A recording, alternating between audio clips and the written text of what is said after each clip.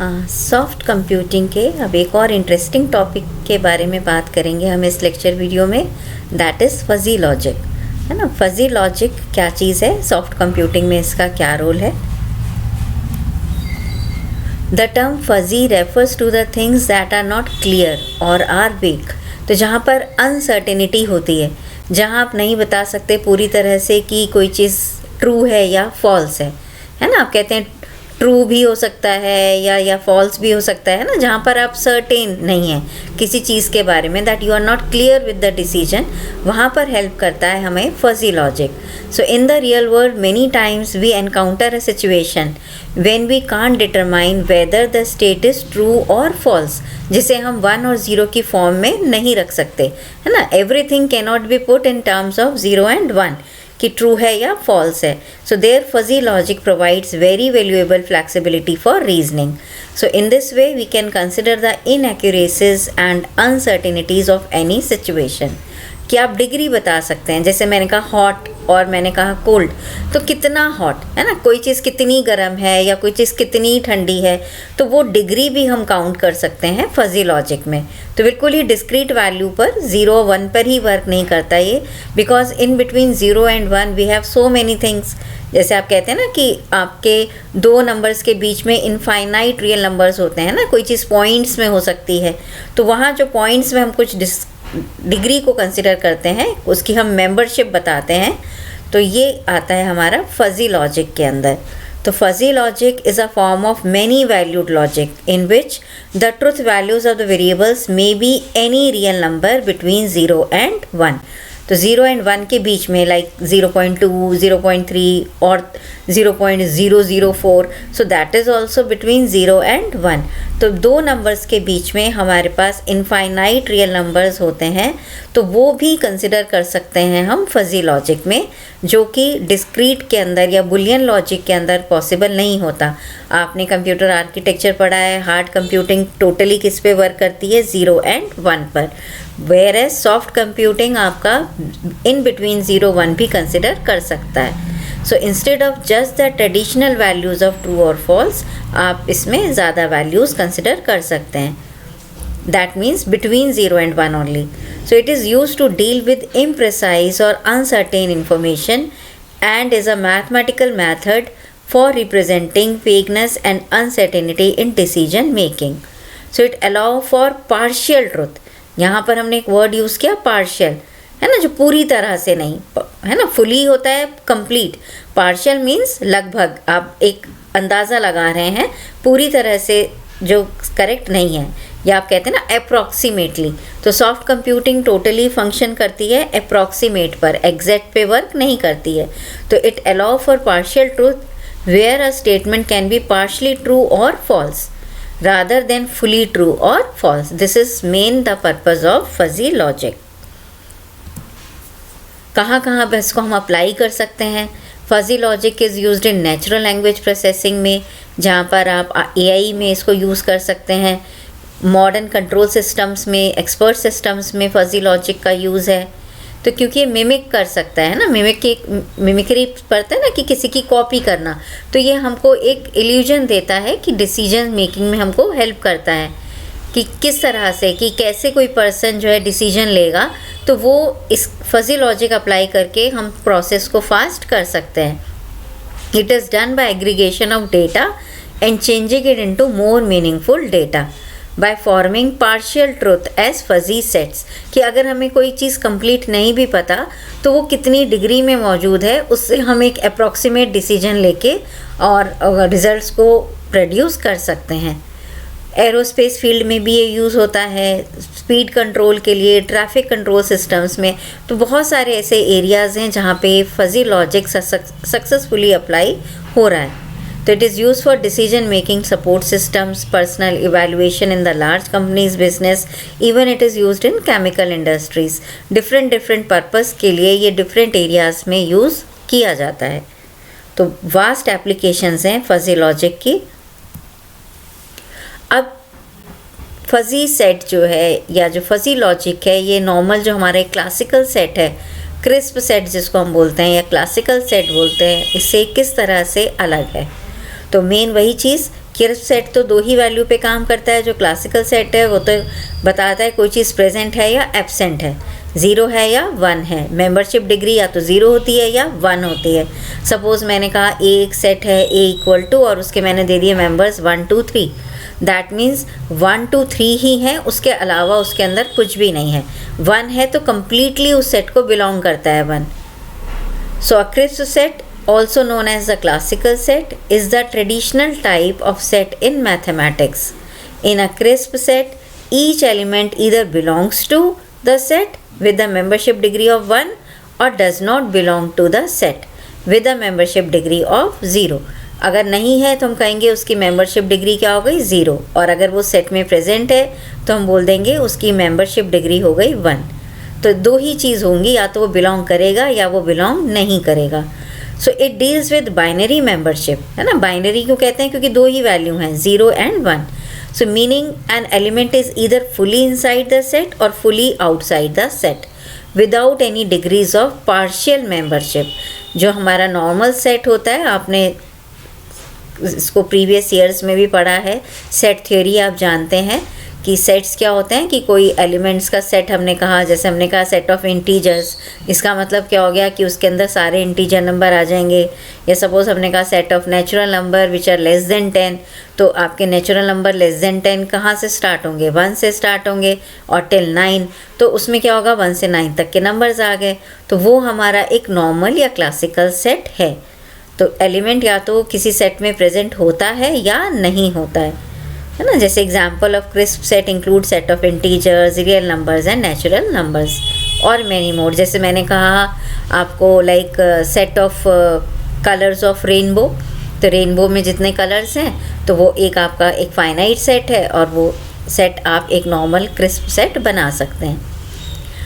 While fuzzy set, fuzzy set क्या हो गया? On the other hand is more flexible and generalized concept introduced by Zadeh ने 1965 में ये कॉन्सेप्ट दिया था फजी का, जिसमें कंटिन्यूस वैल्यूज़ भी आ सकती हैं, मतलब पॉइंट्स वाली वैल्यूज़ हम लेंगे 0 और 1 के बीच की भी, जिसमें हम डिग्री बता सकते हैं कि कोई मेंबर, जैसे मैंने कहा 1 मेंबर है और सपोज साथ में मैंने दे दिया 0.3, दैट मीन्स उसका जो पार्टिसिपेशन है वो 0.3 है ना, बहुत कम है किसी सेट के अंदर।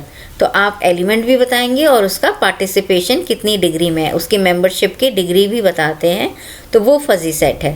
सो in a fuzzy set each element can have a membership degree between 0 and 1, indicating the degree to which the element belongs to the set. It allows the representation of uncertainty and partial membership. Elements can belong to a fuzzy set to varying degrees, है ना, changing degrees के साथ। जैसे मैंने कहा कोई set है, set में 2 है, बट 2 के साथ मैंने साथ में लिखा लाइक 0.8, दैट मीन्स काफ़ी ज़्यादा पार्टिसिपेशन हो गया उसका, ऑलमोस्ट 1 की तरफ हो गया, तो बिलोंगिंगनेस शो करता है।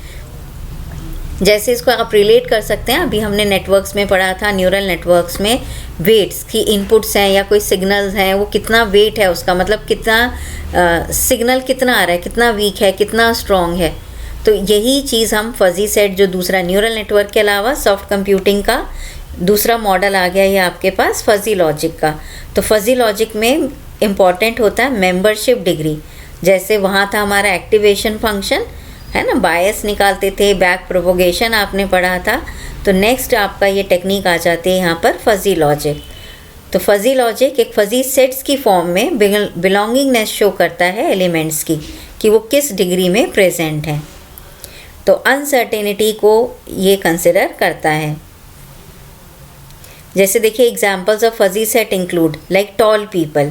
अब टॉल पीपल जो हैं वो आप बता सकते हैं कि उनकी हाइट जो होगी वो एक कंटिन्यूस वेरिएबल होगी, and membership degrees can represent how tall someone is relative to a given threshold, है ना। क्या हम कितने को टॉल में मान रहे हैं, थ्रेशोल्ड वैल्यू हम क्या लेके चल रहे हैं, उस हिसाब से हम डिफरेंट पर्सन्स को उस सेट में रख सकते हैं। तो हम बता सकते हैं कितने इंचेस में, है ना, इंचेस में या सेंटीमीटर्स में, तो वो कंटिन्यूस वैल्यूज़ होती हैं, पॉइंट्स में वैल्यू आ जाती हैं हाइट की, तो वो सेट हम फजी सेट से डिपिक्ट कर सकते हैं। तो just a recap, crisp set have binary membership where elements are either in or out of the set, या तो होंगे या नहीं होंगे, विद नो इन बिटवीन, बीच की कोई वैल्यू इसमें नहीं होती. While fuzzy set allow for degrees of membership, providing a way to represent uncertainty and vagueness in various applications. Fuzzy set theory has found extensive use in AI and control systems to handle imprecise information. है ना, जहाँ पर हमारी information पूरी तरह से हमारे पास complete information नहीं है तो भी हम उसको एक अप्रॉक्सीमेशन के हिसाब से भी डिसीजन मेकिंग आगे कर सकते हैं. So this is the main purpose of fuzzy sets or fuzzy set theory or you can say fuzzy logic. Fuzzy का देखिए, फजी सेट अब कैसे हम रिप्रेजेंट करते हैं इसको मैथमेटिकली. मान लीजिए एक फजी सेट है ए के साथ आप देख रहे हैं ये साइन, दिस इज टिल्ड, है ना, ये वेव का साइन आपका. तो ए का साथ जब हम ये टिल्ड साइन लगा देते हैं तो ये रिप्रेजेंट करता है फजी सेट को. अगर ये सिंपली ए लिखा होता तब ये होता है क्रिस्प सेट, और ये टिल्ड रिप्रेजेंट कर रहा है that it is a fuzzy set. In the universe of information, मान लीजिए यू हमारी एक पूरा यूनिवर्स हो गया, यूनिवर्सल सेट हो गया, और ए हो गया हमारा fuzzy set. This can be defined as a set of ordered pairs and it can be represented mathematically as. देखिए ए को कैसे रिप्रेजेंट किया कि इसमें एक एलिमेंट होगा वाई, साथ साथ उसके साथ क्या होगा, उसकी डिग्री. एक यहाँ सिंबल आप देख रहे हैं म्यू, ये म्यू क्या रिप्रेजेंट कर रहा है, हाँ देखिए मैं यहाँ पर ये जो आपका ये सिंबल है म्यू, इसको हम बोलते हैं म्यू. तो ये आप क्या दिखा रहे हैं कि मेंबर आपका है वाई, है ना, ए सेट के अंदर सपोज एक एलिमेंट है Y and within bracket आप उसका क्या दे रहे हैं, डिग्री भी दे रहे हैं. सपोज इस वाई को लेट से मैं लेती हूँ 2 और 2 के बाद कॉमा करके मैं लिख देती हूँ 0.3, तो 0.3 हो गई उस 2 की मेंबरशिप डिग्री. तो डिग्री रिप्रेजेंट करने के लिए हम ये यूज़ करते हैं म्यू. तो इस तरह से हमारा ये एक फजी सेट जो है वो डिनोट हम कर सकते हैं. Here mu A Y is equals to degree of the membership of Y in A, कि जो वाई है ये कितनी डिग्री में प्रेजेंट है इस फजी सेट के अंदर, वो हम इस म्यू से डिनोट कर रहे हैं. So assumes values in the range from 0 to 1. ये जो म्यू की वैल्यू होगी it always lies between 0 and 1, है ना. म्यू एलिमेंट वाई की जो डिग्री है इस सेट के अंदर वो बिलोंग करेगी किसमें, 0 and 1 में. Then common operations on the fuzzy set. Important topic है कि फजी सेट के अंदर जैसे आपके नॉर्मल सेट्स होते हैं उसमें आपने पढ़ा होगा 2 सेट हैं सपोज ए बी, तो उसका यूनियन ऑपरेशन होता है, इंटरसेक्शन होता है ना, सेट्स के साथ आप यूनियन, इंटरसेक्शन, कॉम्प्लीमेंट, तो same operations you can perform on the fuzzy sets. अब जैसे आपके मान लीजिए 2 फजी सेट दिए हुए हैं ए एंड बी, उसका यूनियन क्या रिप्रेजेंट करता है, और गेट. आप ये तीनों बुलियन गेट्स पढ़ चुके हैं, और एंड नॉट. तो जो और ऑपरेटर है वो है हमारा यूनियन. तो मान लीजिए सी डिनोट कर रहा है fuzzy set is the union of fuzzy set A and B, तो उसे आप कैसे लिखेंगे, देखिए C is the union A union B. अब इस ए यूनियन बी में कौन से एलिमेंट्स आएंगे, है ना, इसकी जो डिग्री. अब आपके पास मान लीजिए ए में एक एलिमेंट है 2, बी के अंदर भी एलिमेंट है 2. सपोज़ इसमें 2 की डिग्री है 0.5, इसमें 2 की डिग्री है 0.2. तो जो भी ज़्यादा होगी तो दोनों एलिमेंट्स में लिखने में आप लिखेंगे तो एक ही बार उस एलिमेंट को, पर कौन सा वाला लिखेंगे, जिसकी डिग्री ज़्यादा होगी, है ना. जो डिग्री काउंट होगी सी के अंदर कौन सी डिग्री वाला एलिमेंट आएगा, एक्स अगर वो एलिमेंट है तो सी सेट के अंदर एक्स कौन सा वाला आएगा, ए में से लेंगे या बी में से लेंगे, तो जिसमें डिग्री मैक्सिमम होगी वो वाला लेंगे. इसमें एक एग्जाम्पल है, इससे देखिए सपोज़ ए में आपके पास एलिमेंट्स हैं 2 is present in 0.9, degree is 0.9.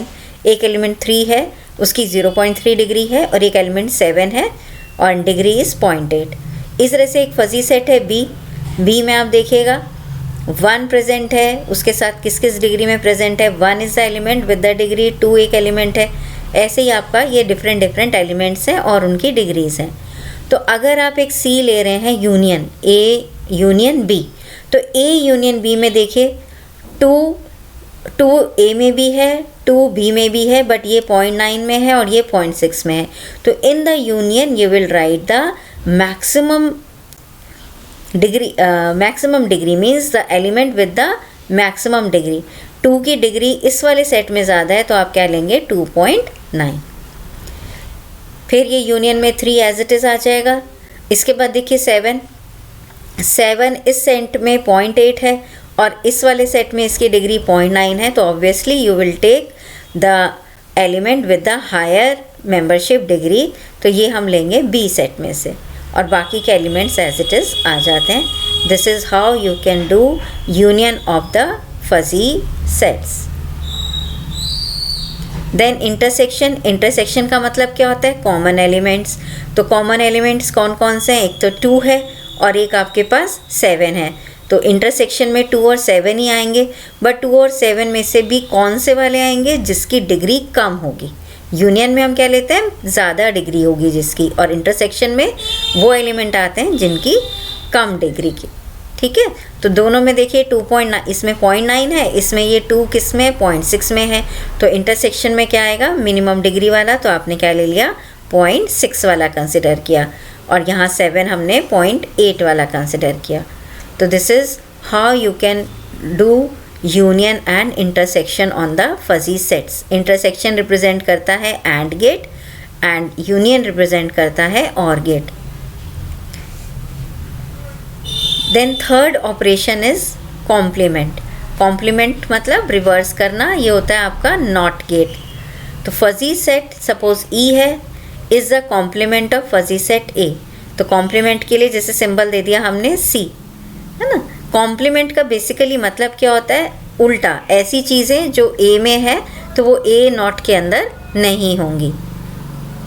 तो बेसिकली क्या होगा, आपका जो डिग्री है, डिग्री किस तरह से हम ले रहे हैं इसकी, 1 माइनस द डिग्री जो प्रेजेंट है ना। मान लीजिए आपका 0.9 है, इसमें देखिए जैसे ये एक एलिमेंट, सपोज मैं एक ये वाला एलिमेंट कंसिडर कर रही हूँ कि ए सेट में एक एलिमेंट है 2 है और वो उसकी डिग्री कितनी है 0.9 है।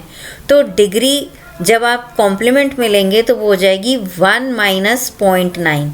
दैट मीन्स तब इसके कॉम्प्लीमेंट में जो डिग्री रह जाएगी 2 की, वो रह जाएगी only 0.1। This is the meaning of complement of fuzzy sets. तो 3 मेनली ऑपरेशंस हुए हमारे पास, कॉमन ऑपरेशंस फजी सेट्स में। वैसे तो इसमें प्रोडक्ट भी होता है, सम भी होता है, बट 3 मेन आपके फजी सेट्स के जो ऑपरेशंस हैं ये आपको आने चाहिए, यूनियन, इंटरसेक्शन एंड कॉम्प्लीमेंट। तो इसमें बेसिकली आपको माइंड में रखना है कि मेंबरशिप डिग्री को कैसे लेना है। तो यूनियन में जो भी कॉमन एलिमेंट्स हैं उनमें से कौन सा वाला आप रखोगे जिसकी डिग्री ज़्यादा होगी। इंटरसेक्शन में वो एलिमेंट रखा जाएगा जिसकी डिग्री कम होगी। और कॉम्प्लीमेंट में डिग्री को कैसे रखेंगे, जो भी डिग्री गिवन है उसको 1 में से हम माइनस कर देंगे, so that will be the degree that will come to the complement of the set. Now will consider some properties of the fuzzy sets. Properties जैसे नॉर्मल सेट्स की होती हैं, बिल्कुल सेम ही प्रॉपर्टीज़ हैं। वो सारी की सारी प्रॉपर्टीज़ जो आप ऑलरेडी पढ़ते आ रहे हैं सेट्स पर, सेट थ्योरी में, वही प्रॉपर्टीज़ हम फजी सेट्स पे भी लगा सकते हैं। तो पहली प्रॉपर्टी देखते हैं। पहले होता है कॉम्यूटेटिव। कॉम्यूटेटिव का मतलब, पहले सपोज़ आप कहते हो a प्लस बी, है ना, या जैसे सपोज़ मैं a और b नहीं कहती, लेट से मैं नंबर्स में लेती हूँ तो आपको समझना इजी होगा। मान लीजिए मैंने कहा 2 + 3। 2 + 3 को आप क्या लिख सकते हो, 3 + 2। तो जो एडिशन होता है वो क्या होता है, कॉम्यूटेटिव होता है। इसी तरह से अगर हम मल्टीप्लिकेशन लें, चाहे आप 2 को 3 से मल्टीप्लाई करें या 3 को 2 से मल्टीप्लाई करें, तो रिज़ल्ट विल बी सेम। तो यही चीज़ कहलाती है कॉम्यूटेटिव। तो कॉम्यूटेटिव में चाहे तो आप मान लीजिए एक फजी सेट हम ए ले रहे हैं, ए के साथ क्या है, ये वेव साइन या टिल्ड साइन। तो ए वेव हो, बी वेव हो, दो आपके मान लीजिए फजी सेट हैं। तो जब ए वेव का यूनियन आप बी वेव के साथ करेंगे तो वो सेम ही रिज़ल्ट होगा, चाहे आप बी को पहले लिख दें और ए को बाद में लिख दें। तो A union B is equivalent to B union A. Similarly A intersection B is equivalent to B intersection A. तो जैसे हम कहते हैं कि जो हमारा एडिशन है या जो हमारा मल्टीप्लिकेशन है, ये दोनों ऑपरेशंस कॉम्यूटेटिव होते हैं, तो इसी तरह से यूनियन और इंटरसेक्शन भी फजी सेट्स के क्या होते हैं, कॉम्यूटेटिव होते हैं। यूनियन रिप्रेजेंट करता है आपका प्लस वाला सिंबल, दैट मीन्स द और गेट। प्लस यहाँ एडिशन नहीं है, यहाँ प्लस का मतलब हुआ और गेट वाला, मैं बुलियन वाले प्लस की बात कर रही हूँ। इसी तरह से जो डॉट है वो रिप्रेजेंट करता है एंड, जो बुलियन डॉट ऑपरेटर बुलियन वाला रिप्रेजेंट करता है एंड गेट। तो एंड और दोनों ही गेट कैसे किए मैंने आपके बताए, कॉम्यूटेटिव होते हैं फजी में, चाहे आप ए यूनियन बी लिख लो या बी यूनियन ए। एसोसिएटिविटी भी अगर आप एडिशन में देखें तो चाहे आप 2 + 3 + 5 लिखा है, तो चाहे तो पहले आप 2 + 3 ऐड कर लीजिए या पहले आप 3 + 5 ऐड कर लीजिए, तो सेम ही रिजल्ट आता है। तो ऐसे यहाँ पर है, चाहे आप ए यूनियन बी करके और उसके बाद यूनियन सी के साथ कर दो, और यू चेंज द ब्रैकेट कि आप पहले बी यूनियन सी कर लो और जो भी यूनियन आए उसको फिर ए के साथ कर दो। Same is with intersection. तो ये स्टेटमेंट्स बस आपको ध्यान रखनी है। तो ये कहलाती है हमारी एसोसिएटिव प्रॉपर्टी।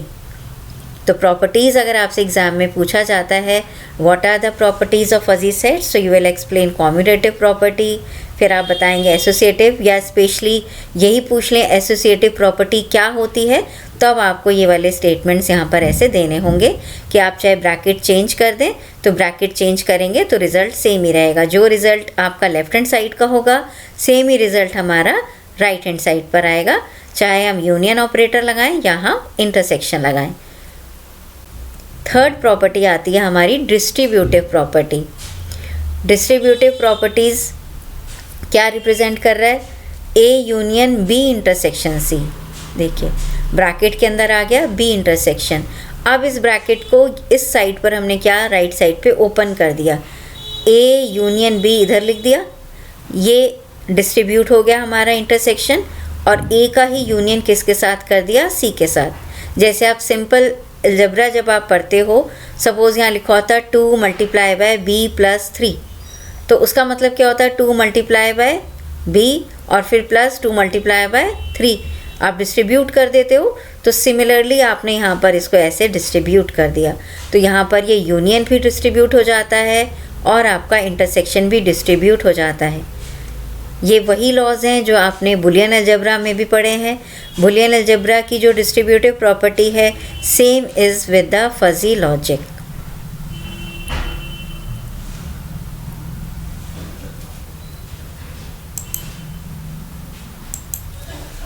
देखिए इसको मैं नंबर्स पे आपको लेके बताऊं, तो जैसे मैंने लिखा है 2 प्लस और यहाँ आ गया लेट्स से 3.2।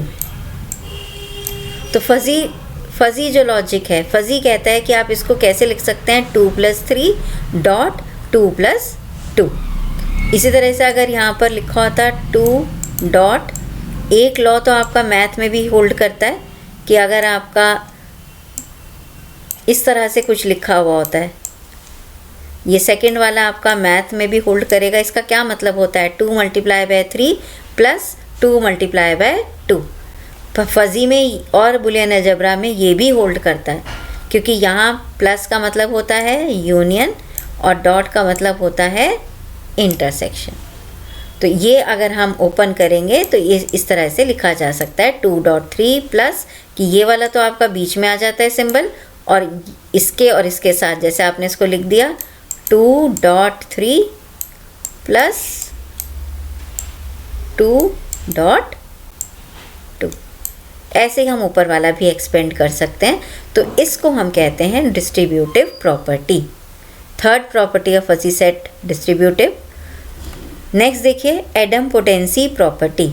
ये स्टेटमेंट्स हैं हमारे पास एडम्पोटेंसी प्रॉपर्टी की। क्या कहता है ये कि अगर आप ए का यूनियन ए के साथ करेंगे तो वापस ए ही आएगा, ऑब्वियस है।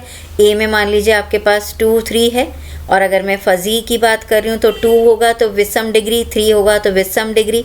तो अगर ए और बी में मैं सिंपली विदाउट डिग्री अगर बात करूँ 2 और 3 है, उसका यूनियन 2 और 3 के साथ ही करेंगे तो ऑब्वियसली 2 और 3 ही आएगा। इसी तरह से अगर आप इंटरसेक्शन करेंगे तो इंटरसेक्शन भी वही रिटर्न करेगा। तो इस लॉ को या इस प्रॉपर्टी को हम बोलते हैं idempotency. So in exam you have to mention these statements कि यूनियन के साथ कि सेम फजी सेट है आपका, ए वेव का यूनियन ए वेव के साथ ही करेंगे तो रिजल्ट ए वेव ही आएगा। इस तरह से अगर उसका इंटरसेक्शन करेंगे तो आंसर भी यही आएगा। Next is identity property. This is again an important property. जैसे अगर हम मैथ्स कहें, मैथ्स में हम प्लस एडिशन लेते हैं तो जो आइडेंटिटी क्या है, आइडेंटिटी प्रॉपर्टी वहाँ क्या होगी, ज़ीरो होगी। किसी एलिमेंट में ज़ीरो ऐड करेंगे तो वही एलिमेंट आ जाता है ना। आइडेंटिटी का मतलब क्या है कि क्या ऑपरेशन हम परफॉर्म करें किसी एलिमेंट पे कि वापस से वही आ जाए, तो वो आइडेंटिटी होता है उसका। अब जैसे ये है आपके पास, देखो अगर ए वेव एक फजी सेट है और उसका यूनियन अगर आप एम्प्टी, दिस फाई, इसको हम क्या बोलते हैं, फाई। फाई का मतलब क्या होता है, एम्प्टी। तो अगर हम एम्प्टी के साथ यूनियन करेंगे तो ऑब्वियसली यही आ जाएगा। इसी तरह से अगर आप इसको क्या करोगे, इंटरसेक्शन करोगे। अगर आप इंटरसेक्शन करोगे तो इंटरसेक्शन में क्या आएगा, कॉमन चीज़ क्या है, फाई, क्योंकि phi is the member of each and every element. तो ये फाई इसके अंदर भी प्रेजेंट है। आप कहते हैं ना phi is a subset of every set, तो यहाँ पर भी फाई है। और इसको अगर आप फाई सेट के साथ इंटरसेक्शन करोगे तो कॉमन क्या है, ओनली फाई। तो इसका आंसर क्या आएगा, फाई। तो इंटरसेक्शन करेंगे तो फाई आएगा और यूनियन करेंगे तो यही एलिमेंट आपका, यही सेट आ जाएगा। इसी तरह से अगर आप देखिए इंटरसेक्शन करेंगे, अगर यूनिवर्सल सेट के साथ, इसको यूनिवर्सल सेट के साथ अगर आप इंटरसेक्ट करोगे, इंटरसेक्शन लोगे तो कॉमन क्या आएगा, क्योंकि यूनिवर्सल सेट में भी तो ए सेट पूरा प्रेजेंट होगा। तो अगर ए सेट का इंटरसेक्शन किया जाएगा यूनिवर्सल सेट के साथ तो वापस क्या आ जाएगा आपके पास, ए। और इसी तरह से अगर आप यूनियन करेंगे, यूनिवर्सल सेट के साथ किसी सेट का यूनियन करोगे तो बड़ा सेट कौन सा है, यूनिवर्सल सेट है, तो इसलिए क्या आ जाएगा हमारे पास, यूनिवर्सल सेट। तो this is called identity property. आपको ये सारे स्टेटमेंट्स जो कि आप थोड़ा सा पढ़ेंगे, little bit practice is required, इनको आप लर्न करिएगा। इनका अगर आपको मीनिंग समझ आ जाएगा, you can write it easily in the exams. तो नेक्स्ट प्रॉपर्टी हमने डिस्कस करी है आइडेंटिटी प्रॉपर्टी। इसी तरह से एक प्रॉपर्टी कहलाती है ट्रांजिटिव, कि अगर आपके पास ए बी सी कोई भी तीन फजी सेट्स हैं तो ट्रांजिटिव प्रॉपर्टी कहती है कि अगर ए बी का सबसेट है, बी सी का सबसेट है, तो ऑब्वियसली ए भी किसका सबसेट हो जाएगा, सी का। अगर हम इसको नॉर्मल सिंपल सेट्स में भी समझाऊं तो सिर्फ फजी सेट है तो फजी सेट को बस आपको किसी डिग्री के साथ लिखना होता है। तो मैं अभी सिंप्लिसिटी के लिए मान लीजिए मैंने कहा ए के अंदर है 1 2 है और एक मान लीजिए मैंने कहा 3 है। 1 2 3 सपोज़ ये एलिमेंट्स प्रेजेंट हैं ए के अंदर। बी के अंदर मैं ले लेती हूँ, मान लीजिए बी के अंदर है मेरे पास 1 2 3 तो है ही, साथ में एक और ले लेते हैं 4। तभी तो हम कहेंगे कि जो ए है वो बी का सबसेट है ना। तो A is a subset of B, clearly पता लग रहा है क्योंकि 1 2 3 इसमें भी है और बी के अंदर एक एक्स्ट्रा 4 भी है। Let's say you have C also. C में एक एलिमेंट और बढ़ा देती हूँ मैं, इसके अंदर सपोज़ 1 2 3 4 5। तो अगर आप ये सेट्स लेते हो और फजी सेट होगा तो क्या होगा, 1 के साथ ब्रैकेट में उसकी एक डिग्री आ जाएगी, 2 के साथ एक डिग्री आ जाएगी, है ना, म्यू की वैल्यूज़ भी आ जाएंगी, तब हम कह देंगे कि वो फजी सेट्स हो गए। तो अगर हमारे पास ये ए बी सी है तो आपको क्लियरली पता लग रहा है कि ए बी का सबसेट है और बी हमारे पास सी का सबसेट है। तो यहाँ ईजिली आप इन्फर कर सकते हो that A is a subset of C also, है ना, कह सकते हैं ना, क्योंकि ए बी का सबसेट है और बी सी का है तो ऑटोमेटिकली आपको क्या दिख रहा है कि A is a subset of C. तो इस प्रॉपर्टी को हम क्या बोलते हैं, transitive property. So I hope all these properties are very much clear to you. ये जो यूनिट 5 है एक बहुत ही सिंपल सी इंटरेस्टिंग सी यूनिट है। बिल्कुल आप इसको नॉर्मल क्लासिकल सेट से डिपिक्ट कर सकते हैं। सिर्फ डिफरेंस कहाँ पे आ जाता है कि एलिमेंट्स के साथ ब्रैकेट में आप उसका एक मेंबरशिप भी लिखते हो, जो कि क्या वैल्यू होती है, पॉइंट्स की एक वैल्यू होती है that lie between 0 and 1। That's all in this video. No, two more properties are also there. Like one is involution. Involution क्या कहता है कि आपका जो सेट है फजी सेट, अगर आप कॉम्प्लीमेंट का कॉम्प्लीमेंट करेंगे तो वापस से यही आ जाएगा। तो सिंपल सी बात है, मान लीजिए आपने ज़ीरो है, ज़ीरो का अगर आप कॉम्प्लीमेंट करोगे तो क्या आएगा 1, और 1 का वापस से कॉम्प्लीमेंट कर दोगे तो क्या आ जाएगा 0 ही आ जाएगा। तो कॉम्प्लीमेंट है ना, किसी एलिमेंट का अगर आप कॉम्प्लीमेंट करोगे और फिर वापस उस कॉम्प्लीमेंट का कॉम्प्लीमेंट कर दोगे तो you will get the element, है ना। 0 का कॉम्प्लीमेंट करके फिर आपने वापस किया तो वापस 0 ही आ जाएगा, क्योंकि 0 का कॉम्प्लीमेंट 1, फिर 1 का कर दिया तो वापस क्या आ गया 0। तो इस प्रॉपर्टी को हम कहते हैं involution. Last one is De Morgan's. De Morgan's का काफ़ी रोल रहता है किसमें, tautologies and contradictions. Now what is this tautology, कि जब आप ट्रुथ टेबल बनाते हैं, कुछ भी इनपुट्स हैं, अगर सारी आउटपुट 1 आ रही होती हैं, आउटपुट में क्या आ रहा है सिर्फ 1, सभी कॉम्बिनेशन से आउटपुट आ रही है 1, तो उसको हम क्या कहते हैं टोटोलॉजीज़। और कॉन्ट्राडिक्शंस होते हैं, अगर आउटपुट कॉलम में सारी वैल्यूज़ क्या होती हैं 0, तो उनको हम बोलते हैं कॉन्ट्राडिक्शंस। तो यहाँ ये प्रोड्यूस करने में हमारे को डी मॉर्गन लॉ हेल्प करता है। स्टेटमेंट ध्यान रखनी है आपको डी मॉर्गन की, कि अगर आपका कोई फजी सेट ए है, उसका इंटरसेक्शन किया आपने फजी सेट बी के साथ, और उस पूरे का अगर आप कर देंगे कॉम्प्लीमेंट, तो वो किसके इक्विवेलेंट होगा। अगर आप ए का अलग से कॉम्प्लीमेंट करें, बी का अलग से कॉम्प्लीमेंट करें, और उनका अगर आप यूनियन करेंगे तो ये आपके आंसर्स दोनों सेम आएंगे। Left hand side will be equal to right hand side. Same is true with this also, कि आपने इंटरसेक्शन की जगह क्या लगा दिया यूनियन, और यूनियन को रिप्लेस कर दिया आपने इंटरसेक्शन। तो अगर आप प्रॉपर्टीज़ पे ध्यान दें तो जो चीज़ें, जो भी स्टेटमेंट, एक स्टेटमेंट आप लिखते हो यूनियन के साथ, तो same is true with the intersection also. जो बात आप प्लस के लिए कहते हैं वही चीज़ हम डॉट के लिए कह सकते हैं। जैसे बुलियन अलजेब्रा में आपके लॉस थे, बिल्कुल वही प्रॉपर्टीज़ हैं which are also applicable to fuzzy sets.